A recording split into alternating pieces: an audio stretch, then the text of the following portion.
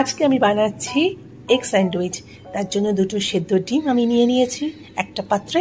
সেটাকে আমি কাঁটা চামচ দিয়ে একটুখানি স্ম্যাশ করে নিচ্ছি, যাতে সব কিছু ইনগ্রিডিয়েন্টসগুলো ওর মধ্যে মেশাতে পারি ঠিকঠাক মতো হয়।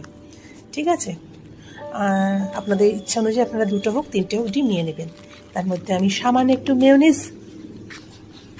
একটু ক্রিমি ভাব আনার জন্য একটু মেয়োনিজটাকে তার সাথে অ্যাড করে দিলাম, যাতে খুব একটা টেস্টি ভাব আসে। তার সাথে একটু দিলাম গোলমরিচ, যাতে একটা ঝাল ভাবও আসে। প্লাস গোলমরিচের নিজস্ব একটা স্মেল আছে, একটা টেস্ট আছে, তো সেটাও আমি তার সাথে মিশিয়ে নিলাম। নিয়ে এবার ভালো করে মাখতে হবে। একটু সামান্য লবণ, ওটা তো লাগবেই। আর দিলাম সামান্য একটু অরিগ্যানো। এবার এটাকে ভালো করে মিশিয়ে নিতে হবে।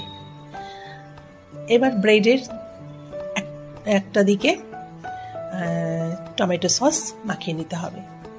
আমিও 4টে ব্রেড নিয়ে নিয়েছি, 4টে ব্রেডে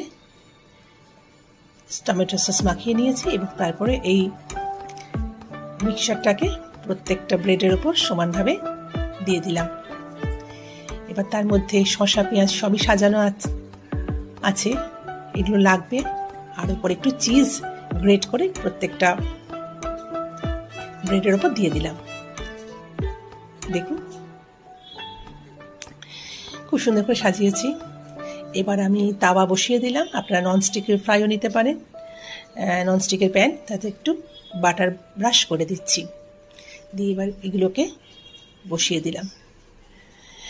এক পিঠ হয়ে যাবার পরে উল্টে আর এক পিঠ দিয়ে দিয়েছি। দেখুন রেডি হয়ে গেছে আমার। খুবই ক্রিমি খেতে হয়েছিল, ভেতরের পুরটাও দারুণ ছিল সসের সাথে।